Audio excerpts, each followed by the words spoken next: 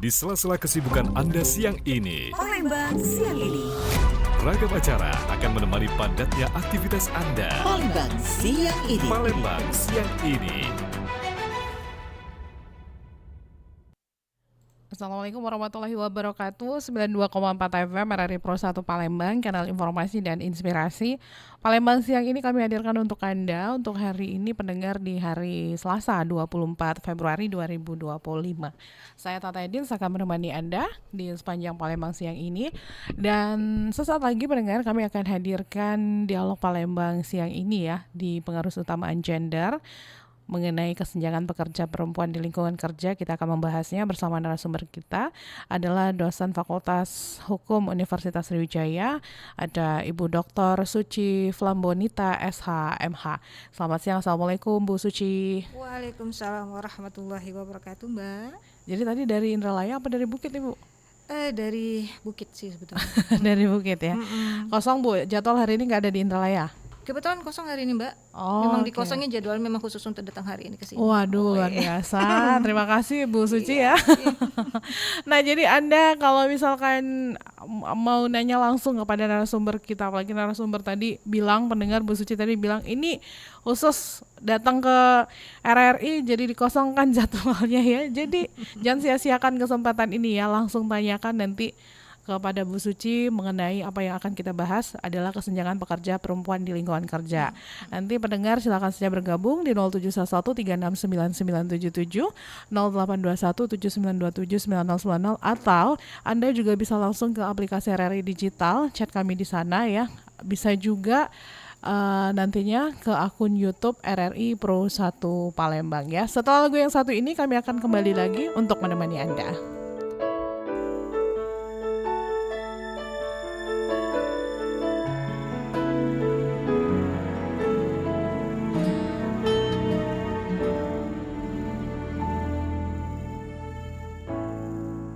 Jalannya kenangan sekilas melesatkan angan.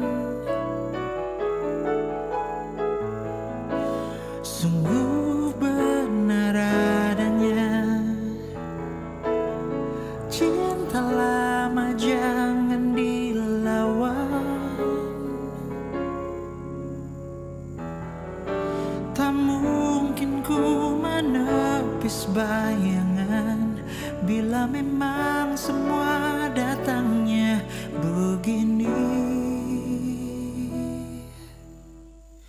Kangen kamu,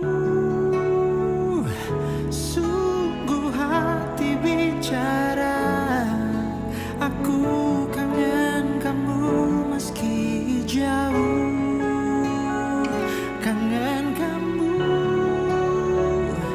pikiranku ke kamu. Rasa ini tak pernah selesai.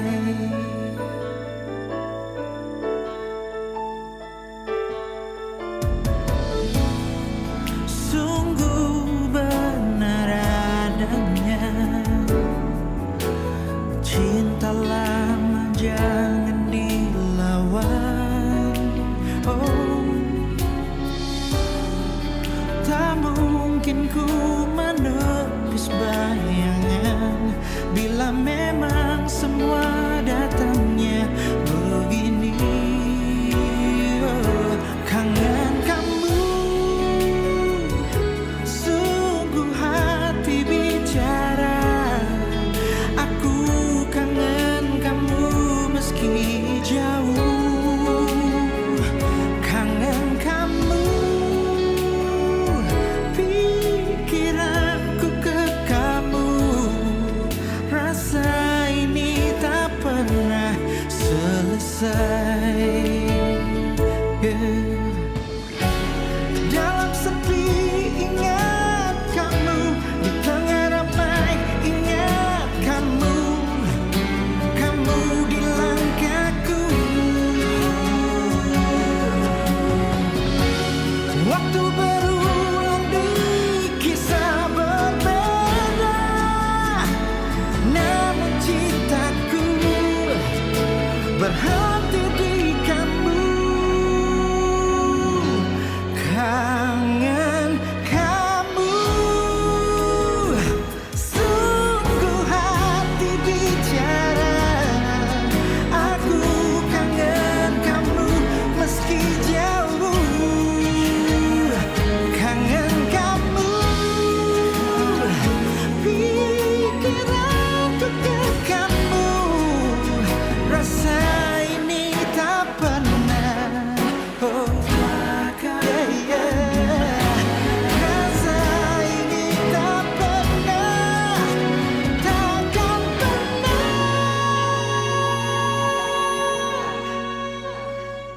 selesai.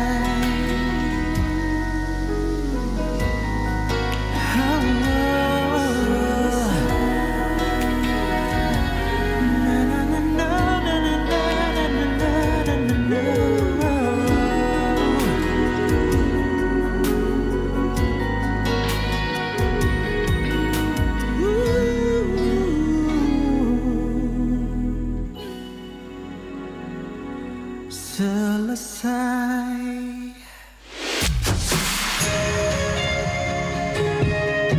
92,4 FM. Pro 1 RRI Palembang. FM 92,4 MHz, kanal informasi dan inspirasi. Terima kasih pendengar, Anda masih bersama kami di Pro 1 Palembang, kanal informasi dan inspirasi. Kita masih di Dialog Palembang siang ini. Kita akan membahas mengenai kesenjangan pekerja perempuan di lingkungan kerja. Sudah bersama narasumber kita, dosen Fakultas Hukum Universitas Sriwijaya, Dr. Suci Flambonita SHMH. Nah, Bu Suci, perbincangan kita ini mengenai kesenjangan ya, kesenjangan pekerja perempuan di lingkungan kerja.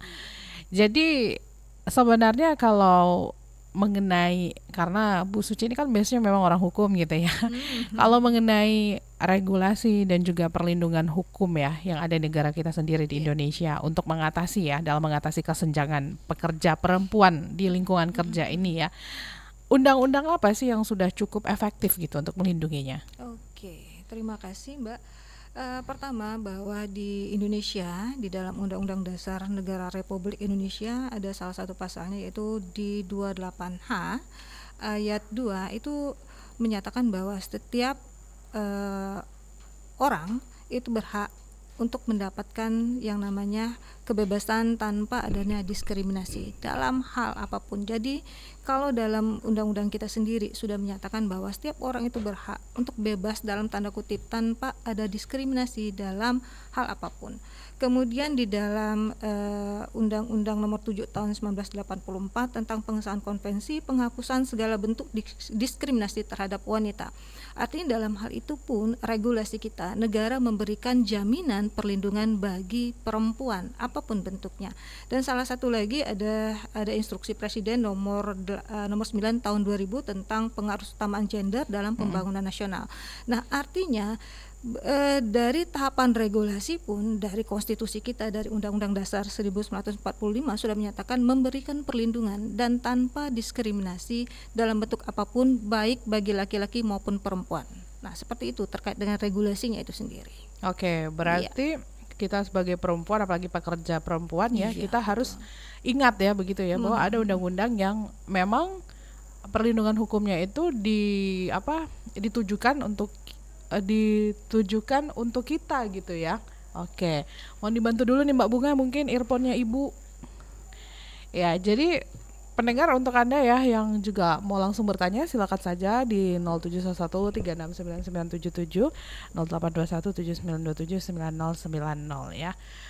Lalu kalau berbicara mengenai pengaruh utamaan gender ini, pastinya itu nggak jauh-jauh gitu ya, nggak jauh-jauh, itu pasti ada kaitannya dengan seperti apa yang sudah banyak yang terjadi saat ini ya, diskriminasi gitu kan ya. Jadi kayaknya memang perempuan itu sering mendapatkan diskriminasi dan juga intimidasi ya. Nah, berbicara mengenai diskriminasi sendiri ya di perempuan ini ya, yang paling sering dialami oleh pekerja perempuan gitu ya, Bu ya, di lingkungan kerja ini. Nah, bagaimana hukum mengatur hal tersebut? Baik, kalau dari segi hukum, dari perspektif hukum, bahwa negara memberikan jaminan apapun bentuknya bagi setiap warga negara, termasuk memberikan perlindungan bagi tenaga kerja. Nah, salah satu poin utama kalau berdasarkan data yang diperoleh dari Kemenaker, bahwa di tahun 2024 ada sebanyak 152 juta pekerja secara keseluruhan. Nah, di antara 152 itu hanya sekitar 36% pekerja perempuan yang bekerja di sektor baik itu informal maupun formal itu sendiri. Nah, bagaimana negara memberikan perlindungan? Automatically kalau bagaimana bagaimana negara memberikan perlindungan, otomatis dari peraturan perundang-undangannya itu sendiri sudah menjabarkan bahwa negara memberikan perlindungan bagi pekerja perempuan, apapun bentuknya tanpa diskriminasi. Salah satunya terkait terkait dengan kesenjangan gender ini, biasanya yang sering terjadi itu ada kesenjangan upah, itu yang terjadi.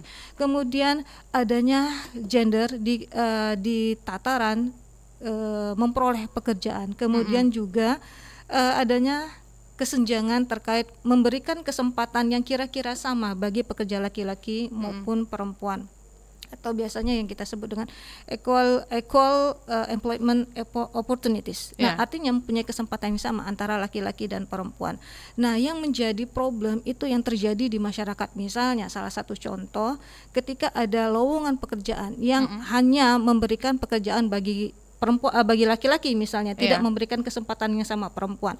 Dan yang menjadi problem juga bahwa salah satu kesempatan kerja atau kesempatan untuk perempuan di posisi strategis misalnya.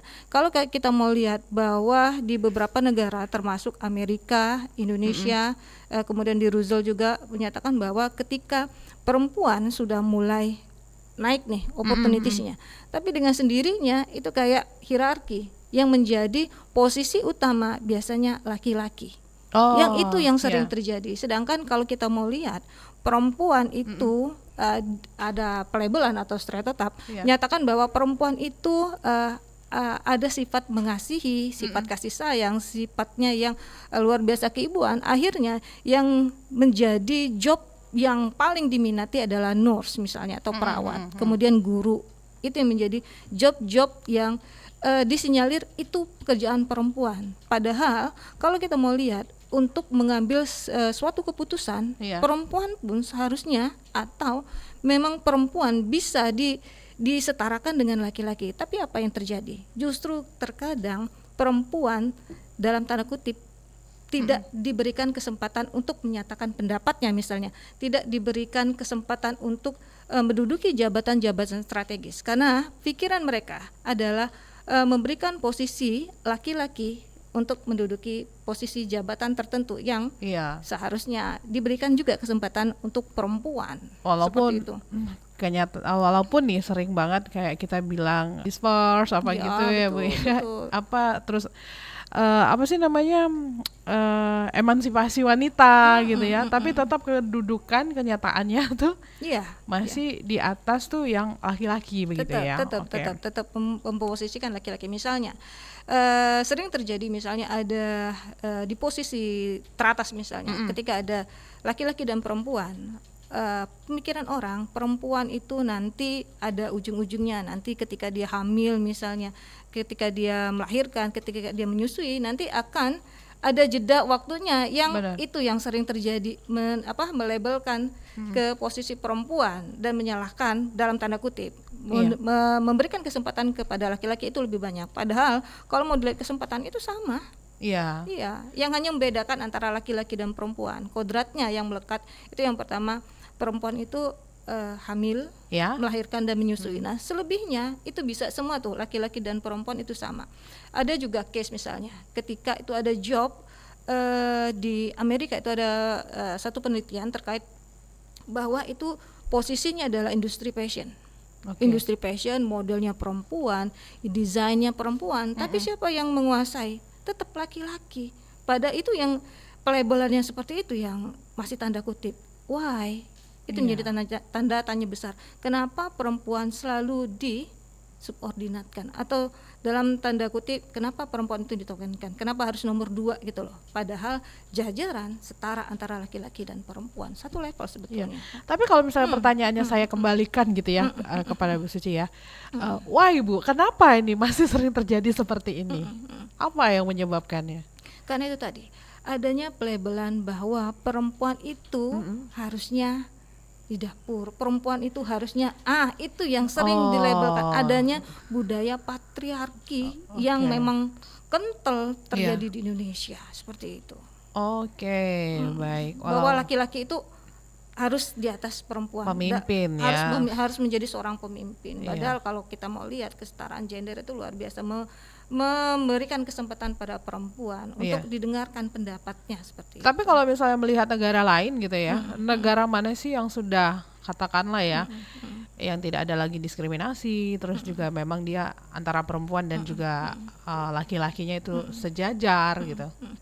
Jadi kalau kita berbicara seperti itu, ada sekitar, kalau tidak salah saya pernah baca di artikel dan di media massa lain, bahwa justru ada sekitar 188 undang-undang Ya, yang tanda kutip diskriminasi terhadap perempuan, yang tidak memberikan perempuan dalam hal kebebasan. Itu ada 188 undang-undang di seluruh dunia.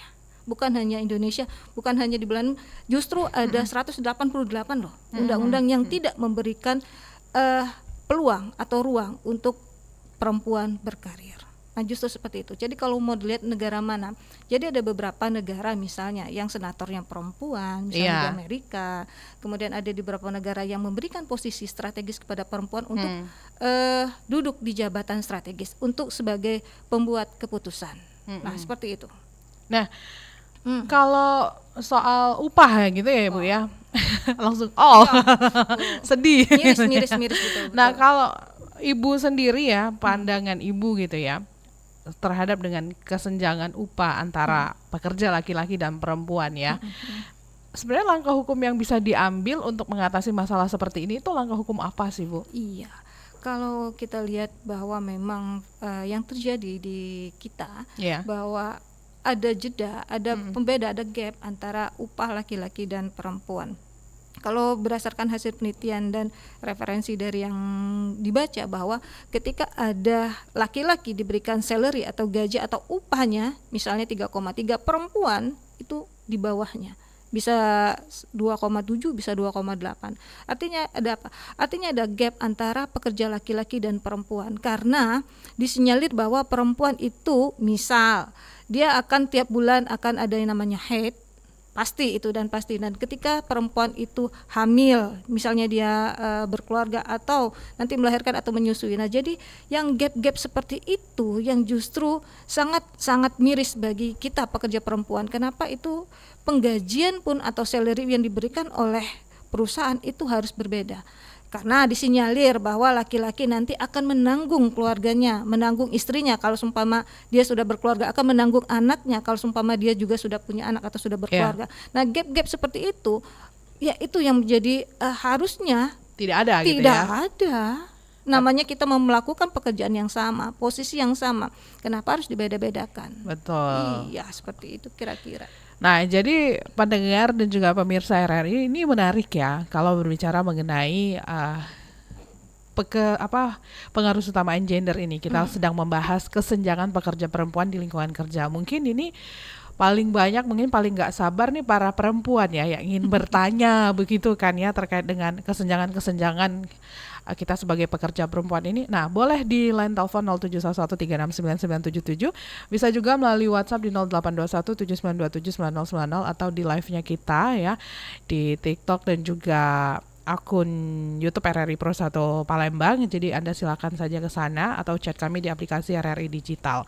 Tadi kita sudah membahas bagaimana regulasi dan perlindungan hukumnya, lalu diskriminasi gender di tempat kerja dan kesenjangan upah yang baru saja kita bahas. Nah, sekarang mengenai hak maternal dan dukungan untuk pekerja perempuan.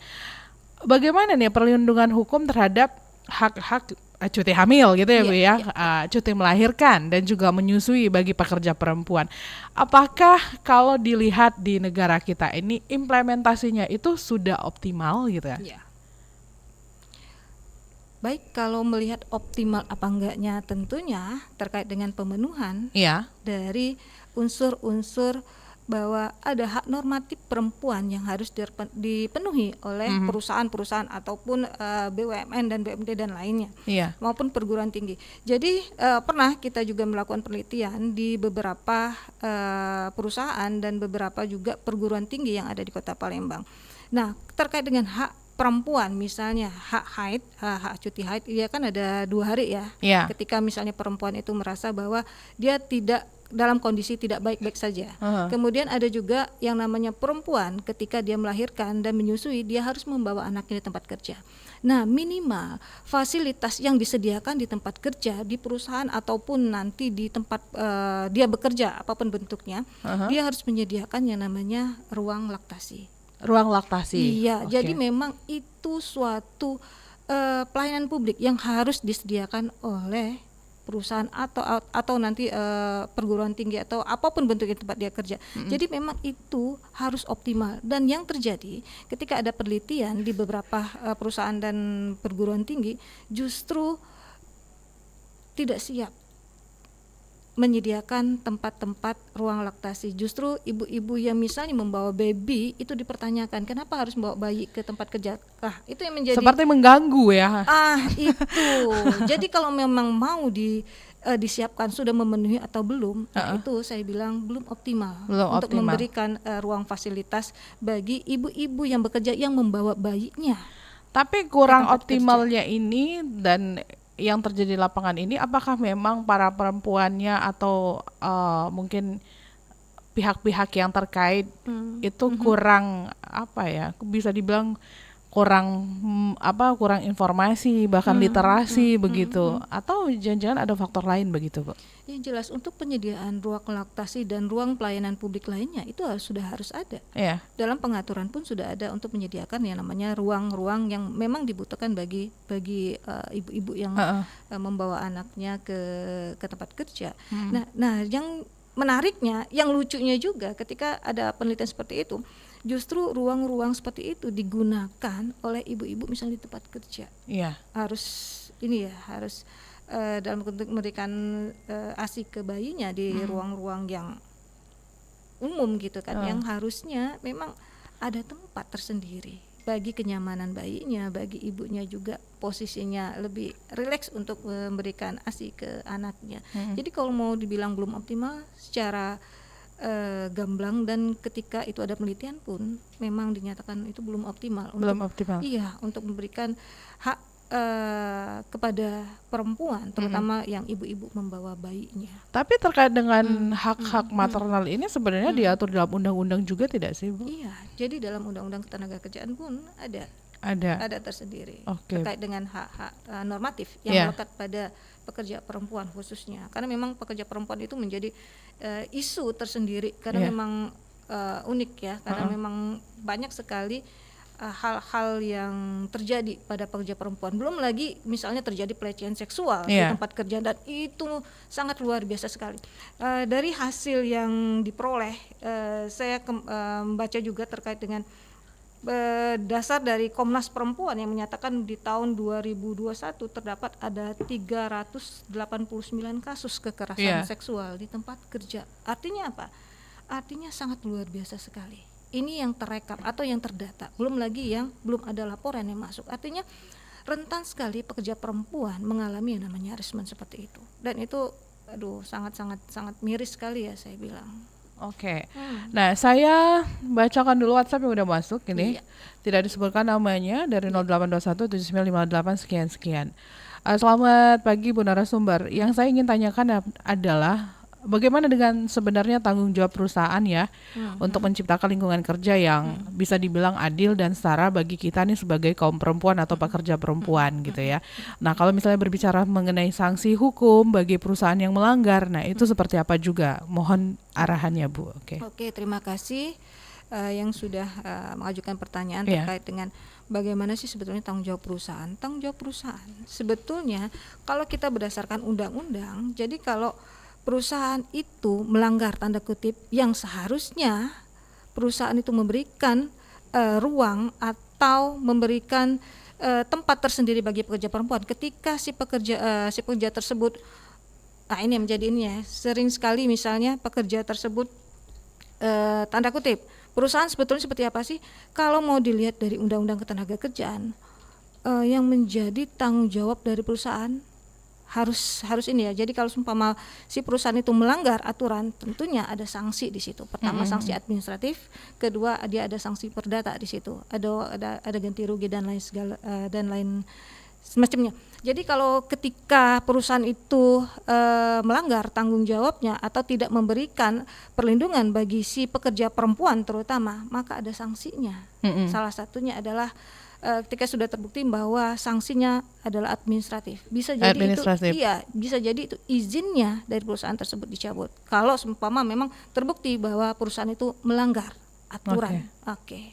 Seperti Berarti itu. boleh dong kalau misalkan kita bekerja di suatu tempat tapi aturannya tidak sesuai ya, apalagi kita sebagai pekerja perempuan yang punya hak ya. Nah, itu hak-hak kita itu tidak dipenuhi ya. Berarti kita sahaja untuk speak up gitu ya, Bu ya. Atau hanya diam saja. Sebetulnya setiap pekerja laki-laki maupun perempuan itu diberikan ruang tersendiri, silakan untuk speak up. Iya. Silakan kalau ada apa-apa di perusahaan tersebut silakan untuk berbicara. Tapi itu dia konsekuensinya ketika ada mau ngomong nih. Iya. Banyak kasus yang terjadi, misalnya Marsina dan lain sebagainya. Itu case yang luar biasa sekali di tahun 90-an. Bahwa ketika dia speak up, Ya. dia mengutarakan bahwa di perusahaan dia ini terjadi hal-hal yang tanda kutip misalnya. Iya, Apa yang terjadi? Justru banyak sekali pekerja-pekerja termasuk Marsina itu yang dirumahkan. Artinya ada faktor apa? Like and dislike antara perusahaan dengan si pekerjanya. Ketika misalnya si perusahaan tidak memenuhi unsur atau tidak menyukai si pekerja tersebut speak up. Artinya apa? Di silent. Oh ya. Dipaksa untuk diam. Akhirnya apa? Yang terjadi adalah pekerja tersebut dirumahkan. Padahal dia mau membuka ada apa sih sebetulnya kebenaran yang harusnya diutarakan sama si pekerja tersebut. Itu yang banyak terjadi. Tapi memang benturannya adalah ya, faktor dislike dan like itu sangat sering terjadi Kentara begitu. sekali, Mbak. Betul. Jadi gimana ya? Ini kayak jadi buah si malakama juga untuk kita yang sebagai mungkin katakanlah bawahan ya, karyawan gitu kan ya. Kalau misalkan sudah ada faktor dislike dan juga like di dalamnya itu siapa yang bisa membantu ya kecuali Tuhan yang Maha Esa, benar nggak sih Bu? Apalagi itu kalau misalnya berhadapan dengan leadernya ya gitu ya. Baik, sepertinya sudah ada pendengar yang bergabung. Selamat siang, halo. Terputus, boleh dicoba kembali pendengar di 0711369977. Bisa juga melalui WhatsApp di 082179279090 atau bisa ke akun YouTube RRI Pro 1 Palembang dan aplikasi RRI Digital ya. Kita masih membahas ini mengenai pengaruh utama gender, kesenjangan pekerja perempuan di lingkungan kerja. Masih bersama narasumber kita, dosen Fakultas Hukum Universitas Sriwijaya, ada Ibu Suci ya, yang hadir di studio Pro 1 ya, Ibu Dr. Suci Flambonita SHMH. Halo, selamat siang. Halo. Selamat siang. Assalamualaikum warahmatullahi wabarakatuh. Waalaikumsalam warahmatullahi wabarakatuh. Sama siapa di mana? Dengan Ibu Ali. Ibu Ali di mana, Bu Ali? Sekarang di Pamekasan. Oh, di Pamekasan. Kemarin Biasanya di Balikpapan. di Balikpapan, ini di Pamekasan ya. Ya. Ibu Ali mau nanya apa nih? Ya, saya tadi Ibu siapa? Suci. Ibu Suci. Narsumnya Ibu Suci. Ibu Suci. Iya. Tadi Ibu nyinggung tentang Marsina ya. Saya jadi ingat di tahun 90-an itu ya.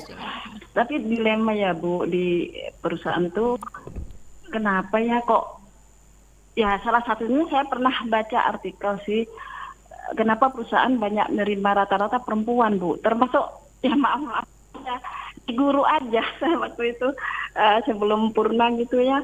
Kebanyakan ibu-ibu loh, kebanyakan perempuan loh Ibu. Iya. Karena apa? Terutama di perusahaan nih. Saya pernah baca artikel perempuan itu mudah diatur kan. Oke. Mudah diatur gitu. Saya cuman ini aja sekedar apa ya, ini unek-unek gitu.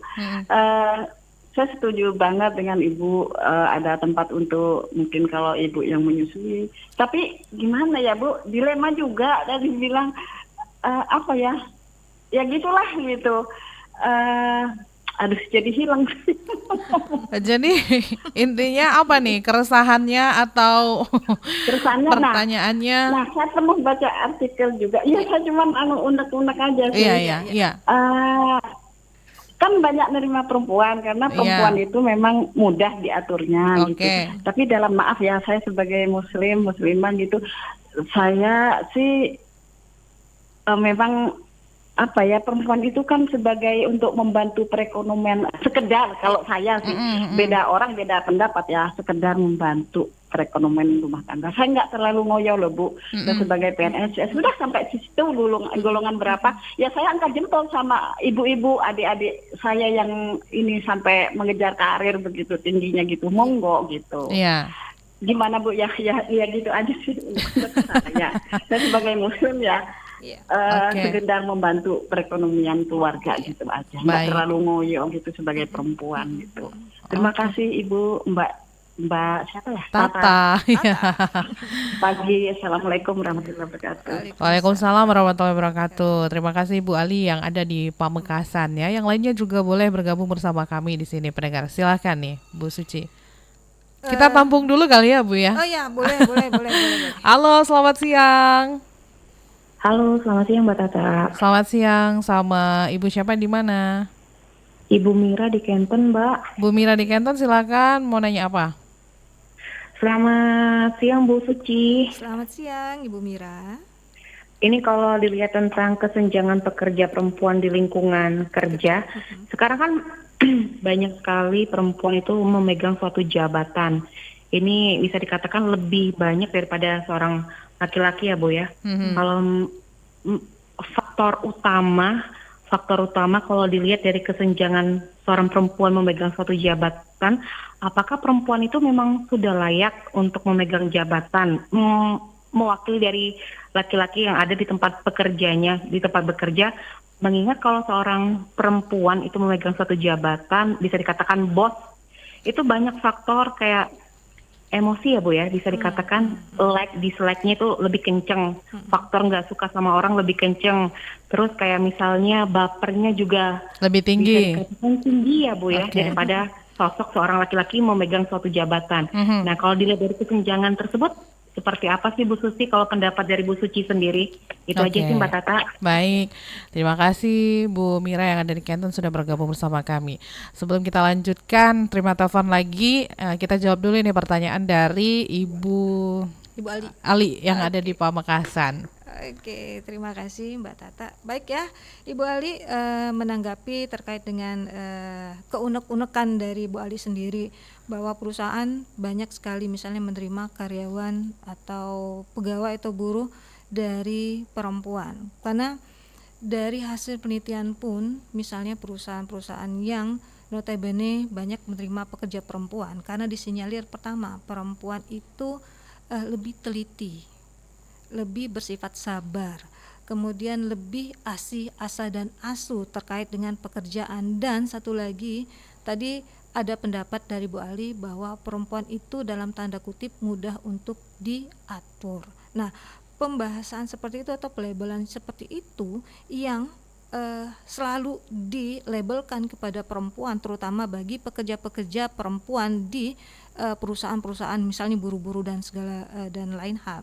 Nah, ketika ada pernyataan seperti itu, memang betul banyak sekali perusahaan-perusahaan yang mempekerjakan perempuan, tapi yang kita lihat sendiri perusahaan-perusahaan yang mempekerjakan perempuan, kita lihat bagaimana pekerjaan perempuan itu sendiri. Apakah pernah di perusahaan itu misalnya mempekerjakan perempuan tapi levelnya naik ke atas, misalnya CEO pun bisa di perusahaan-perusahaan bisa dihitung dengan jari. Kemudian naik lagi misalnya kemudian di level-level pengambil keputusan, dan itu kalau seumpama kita lihat dari hasil penelitian itu sudah mulai kayak hierarki Bu Ali, bahwa perempuan pekerja memang banyak di perusahaan-perusahaan menerima pekerja buruh dalam tanda kutip, pekerja perempuan yang mempekerjakan atau mengerjakan suatu pekerjaan misalnya yang perlu ketelitian, perlu kehati-hatian dari seorang perempuan, tapi untuk mencapai level ke atas untuk pengambil keputusan itu sangat-sangat ada tapi tidak terlalu banyak seperti laki-laki untuk menduduki jabatan-jabatan strategis. Tapi kalau pekerja-pekerja yang maaf dikata ya Bu Ali tadi bahwa pekerja perempuan levelnya itu masih jauh dibanding posisi laki-laki dalam hal bekerja, dalam hal untuk menduduki posisi-posisi strategis tertentu untuk mengambil keputusan ataupun kebijakan. Nah, seperti itu kurang lebih dari Bu Ali. Kemudian langsung menanggapi. Ya, menanggapi pertanyaan dari Bu Mira yang ada di Canton begitu ya. Oke, Bu Mira dari Canton. Oke, terima kasih sekali atas pertanyaan yang sangat luar biasa terkait dengan perempuan dalam mengisi jabatan-jabatan tertentu. Tadi dibilang bahwa perempuan itu emosi, perempuan itu baperan dan segala macam. Nah, itu sebetulnya kalau kita mau lihat posisi terkait lagi dengan gender, yang nama gender kan artinya peran antara laki-laki dan perempuan. Kalau mau dibilang bahwa perempuan itu emosian, baperan, itu kembali ke perempuan itu sendiri. Akhirnya apa? Dalam tanda kutip, kalau seumpama kita memposisikan seperti itu, kapan kita mau majunya sebagai perempuan? Kalau kita melabeli diri kita seperti itu. Tapi kalau kita memotivasi diri kita untuk maju, bisa dalam tanda kutip bisa untuk mengambil keputusan sama dengan laki-laki. Why not? Untuk bisa menduduki jabatan-jabatan tertentu yang kalau kita mau dilihat bahwa perempuan itu analisnya luar biasa loh dibanding laki-laki. Kemudian daya ingatnya pun, saya tidak mendiskriminasikan laki-laki, daya ingat pun termasuk kategori bagus. Walaupun dia sebagai ibu rumah tangga misalnya, dia harus menjadi double garden nih, baik di lingkungan domestik dia harus mengerjakan pekerjaan rumah maupun dia harus mengerjakan dalam tanda kutip pekerjaan kantor yang memang luar biasa multifungsi dari perempuan, sosok perempuan itu sendiri. Jadi kalau seumpama dibilang dia ada tahapan emosi, iya betul, pasti perempuan yang namanya emosi pasti ada kan, termasuk juga laki-laki. Nah, laki-laki itu dilabelkan bahwa laki-laki itu sosok laki-laki itu analogis orangnya, mempunyai daya pikir yang jauh ke depan. Padahal sebetulnya kalau kita mau lihat perempuan juga iya kok mempunyai hal yang seperti itu. Jadi tidak melihat laki-laki dan perempuannya, tapi kalau perempuannya itu sendiri melabelin diri mereka sebagai sosok yang emosi, sosok yang seperti apa, yang menegatifkan diri sendiri, akhirnya yang kembali ke kita adalah negatifnya juga ujung-ujungnya. Tapi untuk menduduki posisi-posisi strategis, kita perempuan juga bisa kok sebetulnya. Ada kesempatan yang sama. Oh ya tentu. Ya. Seperti itu kurang lebih Bu Mira ya. Berarti apa ya, memang balik lagi ke pribadinya masing-masing begitu ya. Walaupun tapi kenyataannya sepertinya itu sering sekali terjadi ya. Maksudnya ya tingkat sensitivitasnya kalau perempuan sama perempuan tuh agak gimana gitu ya Bu ya. Itu yang sering terjadi ya. Oke. Nah, jadi pertanyaan selanjutnya adalah mengenai apa ya yang harus dilakukan oleh suatu perusahaan, katakanlah kebijakan yang seperti apa, kebijakan perusahaan yang dianggap ramah gender dan juga bisa menjadi acuan untuk mengurangi kesenjangan pekerja perempuan itu tadi. Oke. Terkait dengan perusahaan kan biasanya sudah ada community tersendiri terkait dengan sosialisasi dari PUG ini sendiri. Tentunya pasti ada gitu kan di ruang tertentu pasti ada komunikasinya, pasti ada semacam kayak ada FGD dan lain hal. Nah, ketika perusahaan itu yang memberikan ranah atau memberikan ruang bagi yang namanya kesetaraan gender tanpa melihat bahwa itu laki-laki dan perempuan mempunyai kedudukan, mempunyai peran yang sama. Saya ulangi bahwa ketika yang membedakan laki-laki dan perempuan itu yang saya bilang yang tadi bahwa perempuan itu haid misalnya hamil, melahirkan dan menyusui. Selebihnya sama tuh laki-laki dan perempuan. Dan ada juga di suatu peraturan bahwa ketika misalnya seorang istri melahirkan bahwa ada cuti bagi suaminya.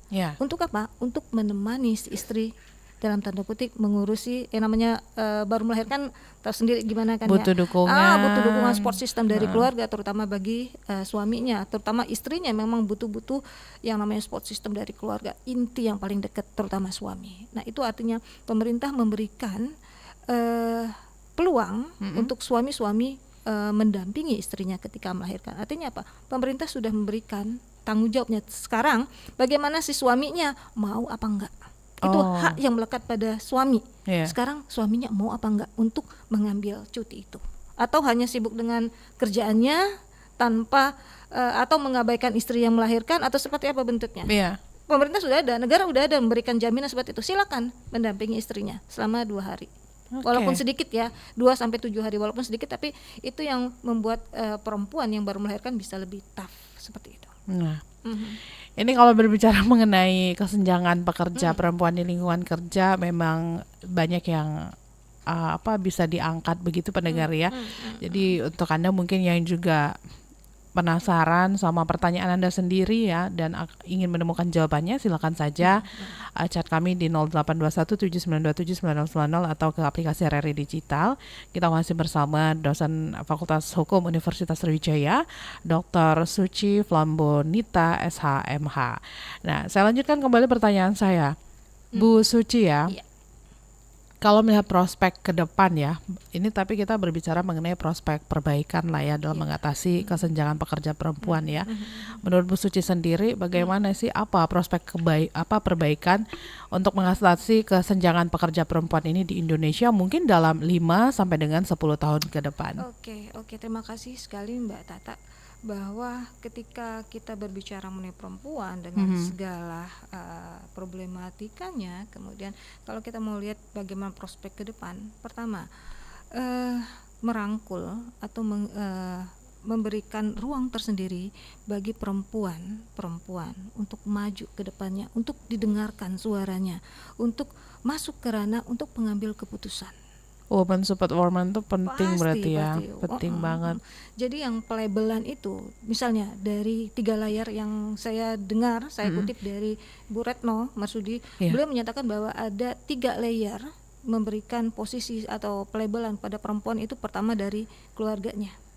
Keluarganya masih nggak kira-kira membedakan antara laki-laki perempuan untuk membedakan pekerjaan. Ini loh pekerjaan laki-laki, ini loh pekerjaan perempuan. Iya. Laki-laki nggak boleh nyuci piring. Nggak boleh, laki-laki nggak boleh bersih-bersih ini, nggak boleh, laki-laki nggak boleh masak. Iya. Zaman sekarang chef banyak loh. Iya, betul. Nurse, Iya. perawat itu justru banyak laki-laki loh Laki-laki. sekarang. Nah itu dari keluarga. Nah sekarang masih nggak keluarga itu membedakan antara laki-laki dan perempuan dalam hal pekerjaan. Oke. Kedua dari masyarakat. Kira-kira masyarakat itu masih nggak melabelkan bahwa perempuan itu seharusnya di rumah aja loh. Iya. Perempuan itu seharusnya nggak bekerja loh. Nah ketika perempuan bekerja, mencari nafkah itu bukan mencari nafkah, bukan menjadi tulang punggung, tapi membantu suaminya misalnya, bukan menjadi tulang punggung ya, dalam tanda kutip, bahwa itu ketika si istrinya melakukan pekerjaan itu istrinya tanda kutip bahwa istrinya taat kepada suami, tetap menjadikan suami sebagai imam. Iya. Nah kemudian bagaimana dari pertama itu dari keluarga, kedua dari masyarakat, dan ketiga itu dari pemerintah. Nah bagaimana pemerintah memberikan peluang bagi si perempuan untuk bisa duduk atau bisa menjadi pembuat keputusan atau pembuat kebijakan, duduk sama-sama, jangan melihat laki-laki dan perempuannya, tapi orang yang punya kapabilitas atau orang yang punya benar-benar kompeten di bidangnya, disetarakan, tidak ada yang namanya diskriminasi dalam hal apapun. Seperti itu. Oke. Jadi menjadi kendala yang dihadapi oleh pekerja perempuan dalam mengakses pengadilan atau mekanisme hukum ya untuk menyelesaikan kasus diskriminasi di tempat kerja ini apa sih sebenarnya, Bu? Kalau mau dilihat apa sih sebetulnya? Karena kayak kalau inti misalnya ada masalah kita kayak dipancing dulu baru kita ngomong gitu ya dengan alasan takut lah segala macam, padahal betul, jelas ada perlindungan hukumnya gitu kan. Nah, jadi apa yang menjadi kendala yang dihadapi oleh pekerja perempuan ini ketika memang ingin mengakses pengadilan ya atau mekanisme hukum ya untuk menyelesaikan kasus diskriminasi di tempat kerja? Jadi yang saya lihat dari terkait dengan pertanyaan Mbak Tata tadi, ada 2 faktor di sini, ada internal dan satu lagi ada eksternal. Internal kadang perempuan itu kasihan. Nah dalam tanda kutip bahwa nanti kalau seumpama kedepannya have problem terhadap sesuatu, misalnya dia akan mengkhawatirkan terlebih dahulu ke diri sendiri, takut terjadi apa-apa. Nah ketika itu eksternal, dia kadang takut juga untuk speak up, untuk menyuarakan bahwa ini loh terjadi. Nah dikhawatirkan, itu tadi dikhawatirkan, selalu mengkhawatirkan. Kalau mau dilihat itu balik-balik ke diri pribadi sebetulnya, karena kekhawatiran tersendiri bagi perempuan itu yang masih melekat pada diri perempuan. takut untuk berbicara. Tapi itu bisa dirubah nggak sih Bu Suci sebenarnya? Iya, sebetulnya kalau si perempuan itu, nah tanda kutip ya, kalau kita mau dilihat bahwa tataran misalnya perempuan yang punya pemikiran maju ke depan, Iya. itu bisa dirubah. Nah, yang mempunyai, saya tidak bilang bahwa itu perempuan yang punya keterbelakangan dalam tanda kutip ya, Iya. bahwa itu masih melekat pada diri perempuan, takut untuk mengkhawatirkan sesuatu yang kadang belum terjadi. Tapi kalau seumpama dia sudah mulai tatarannya dari menengah ke atas, nah dia berani untuk ayo kita edukasi sama-sama, ayo kita berangkul bersama-sama, ayo kita berjabat tangan sama-sama, kita maju perempuan ke depan untuk lebih baik lagi. Jangan sampai hanya urusan domestik saja. Ayo kita sama-sama ke depan, merangkul perempuan-perempuan untuk menjadi lebih kuat lagi, untuk menjadi lebih tough lagi, untuk menjadi perempuan yang tangguh lagi. Oke. Nah, bagaimana juga dengan organisasi profesi gitu ya Bu Suci, seperti mungkin Ikatan Advokat Indonesia gitu ya, atau organisasi hukum lainnya yang memang bisa membantu memperjuangkan hak-hak pekerja perempuan ini. Ya.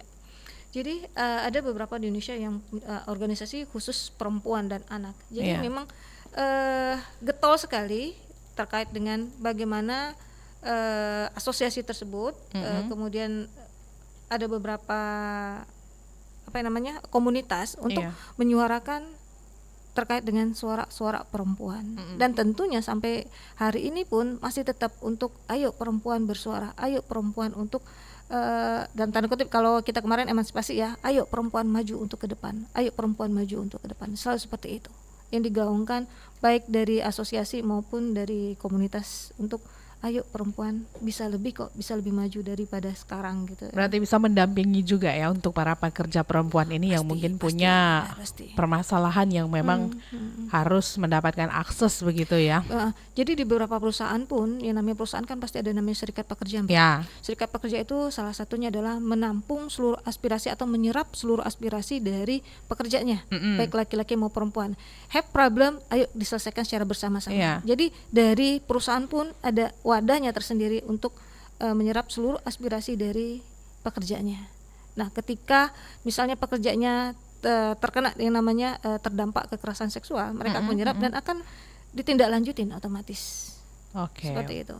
Berarti itu secara tidak langsung Ibu Suci memberikan jawaban terkait dengan peran serikat pekerja ini tadi ya, betul, dalam di perusahaan memperjuangkan hak-hak pekerja perempuan ya. Oke.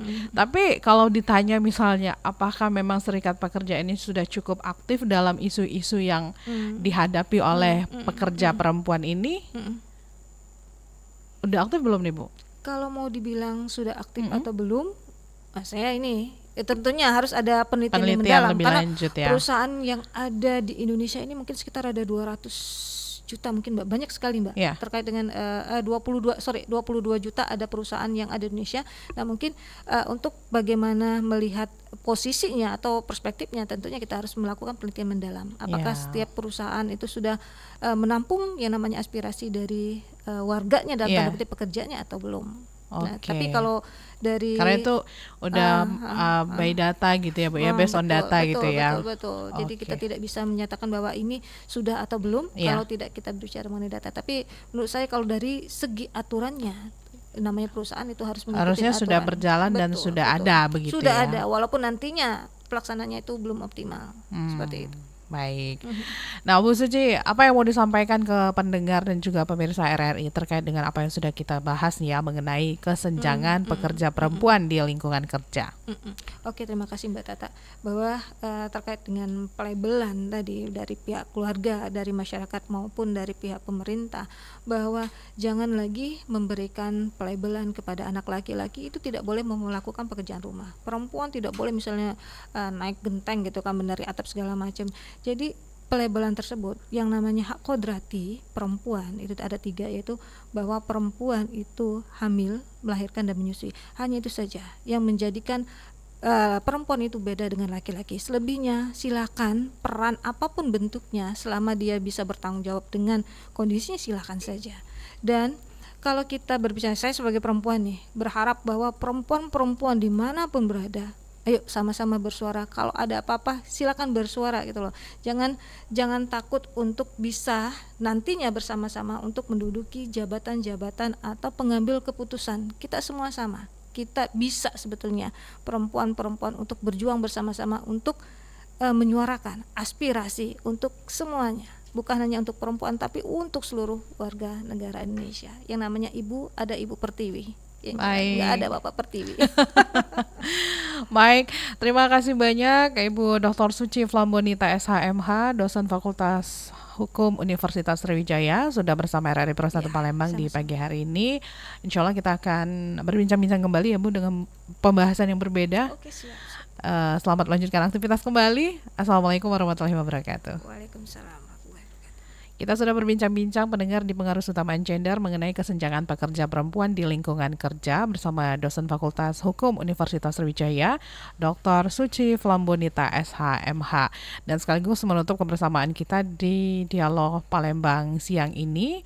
Tapi Anda tetaplah bersama kami. Terima kasih juga untuk yang sudah bergabung bersama kami ya, sudah tanya jawab di Dialog Palembang siang ini untuk pengarus utamaan gender. Dan selanjutnya kami akan ajak Anda untuk menyimak informasi olahraga lewat berita olahraga bersama RRI Pro 3. Tetaplah bersama kami di Pro 1 Palembang, kanal informasi dan inspirasi. Kanal informasi dan inspirasi 92,4 FM Pro 1 RRI